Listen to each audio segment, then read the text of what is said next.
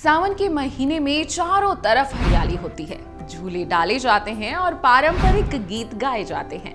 सावन में झूला झूलने का विशेष महत्व है। कहा जाता है कि झूला झूलने से व्यक्ति में उत्साह और जोश भर जाता है। सावन में झूला झूलने की परंपरा सदियों से चली आ रही है। आइए आपको बताते हैं कि सावन में झूला क्यों झूला जाता है और इसके पीछे क्या पौराणिक मान्यताएं हैं। सबसे पहले जान लेते हैं सावन का क्या महत्व होता है। हिंदू धर्म में सावन महीने का विशेष महत्व बताया गया है। पौराणिक मान्यताओं के अनुसार आषाढ़ मास के शुक्ल पक्ष की एकादशी तिथि को देवस्वैनी एकादशी है। इस दिन सृष्टि के रचयिता श्री हरि सागर में योग निद्रा में चले जाते हैं। इसके साथ ही वे सृष्टि के संचार की बागडोर भोलेनाथ के हाथों में सौंप देते हैं। ऐसे में भोलेनाथ अपने हर भक्त की पुकार सुनते हैं। कहते हैं कि भोलेनाथ को भक्ति भाव से जल चढ़ाने से वे बेहद प्रसन्न हो जाते हैं। इसके अलावा सावन के महीने में कांवड़ यात्रा भी निकाली जाती है। सावन का महीना भोलेनाथ को प्रसन्न करने के लिए बेहद ही अच्छा और फलकारी बताया जाता है। अब जान लेते हैं कि साल 2024 में कब से शुरू हो रहा है सावन, ताकि आप भी सावन सोमवार के व्रत रख सके और सावन के महीने में सावन के झूले जरूर झूल सके। आपको बता दें कि 22 जुलाई से सावन महीने की शुरुआत हो जाएगी और 19 अगस्त तक सावन का महीना रहेगा।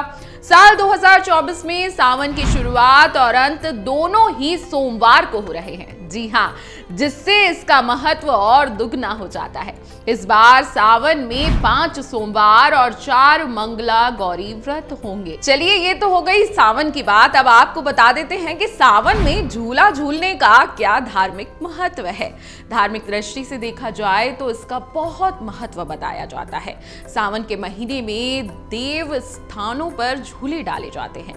धार्मिक मान्यताओं के अनुसार सावन के महीने में भगवान श्री कृष्ण ने राधा रानी को झूला झुलाया था। तभी से ये परंपरा शुरू हो गई। भगवान श्री कृष्ण की इस परंपरा को लोग लगातार आगे बढ़ा रहे हैं। झूला झुलाते समय भगवान श्री कृष्ण और राधा रानी को याद करते हुए गीत गाए जाते हैं। सावन के झूलों की एक पौराणिक कथा भी है और मान्यता भी, जो आपको जानना बेहद जरूरी है।